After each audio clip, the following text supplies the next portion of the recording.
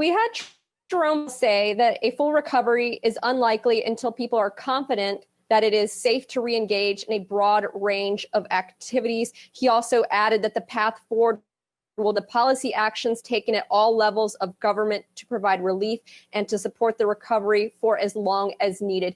Your takeaway from Fed Chair comments?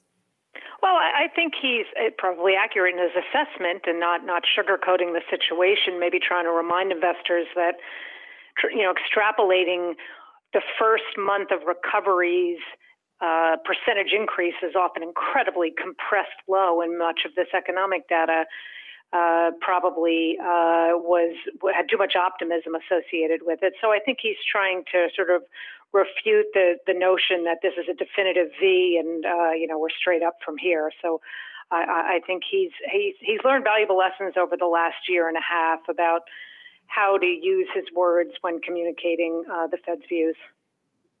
Yeah, it's a good point. And you just mentioned a V. Obviously, we have this narrative of a V-shaped recovery, and then you have, so many different letters, whether it's U, a W, an L, a Nike swoosh, and whatnot. What kind of recovery are you anticipating here?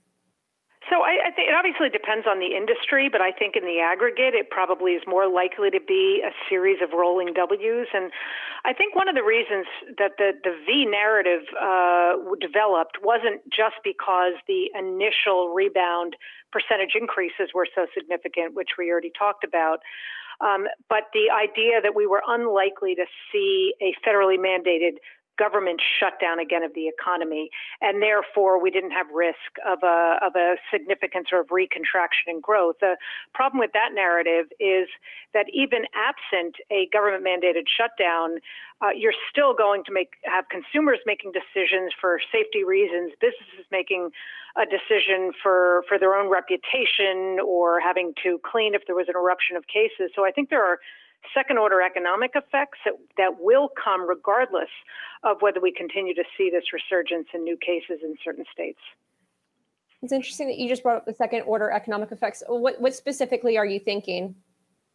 Well, I think there's little question that some of these perceived temporary layoffs will become permanent job losses. If you just think about the restaurant and bar industry, to the extent that social distancing is maintained, many of these restaurants, particularly the individually owned, not part of a larger corporation, it's not sustainable at even 75% capacity, let alone 25 or 50% capacity, and or in an environment where there might have to be periodic shutdowns because of a resurgence in cases. So I just think the second order economic effects could be driven by things like bankruptcies, continuing claims staying relatively high. Those would be the factors that I would look at. I just think the speed with which we're going to recover from such an epic decline, I think, has been shortened in the minds of some investors, and I think we need to kind of think longer term about this path toward full recovery. Yeah, it's actually interesting that you just brought up that longer term, and it made me just think, about 47% of employment in the U.S., I guess, before this crisis, it was small businesses, and also you're just mentioning the continuing claims. That's something that folks really, as you just referenced, should pay attention to. What else should be done, though, from a policy perspective, whether it's fiscal or monetary, or is the more that they do, does that just set us up for even longer term consequences that we might not even be aware of yet?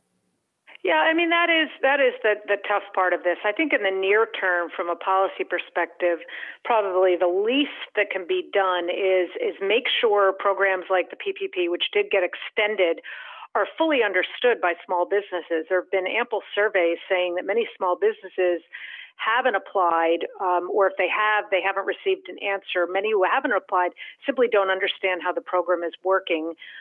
Looking at extending the enhanced unemployment benefits at the outset, I just think there's a lot more thought that could go into sort of stabilizing the mindset around many of the existing policies that we have. And the good news from the Fed's perspective, because we've got fiscal stimulus and monetary stimulus, is that many of the new programs that the Fed brought into this crisis specifically that were not pages pulled from the playbook of 08, the good news is many of them haven't been tapped. There were facilities set up the fact that they haven't been tapped suggests that we're not yet seeing sort of carnage in the credit markets and defaults.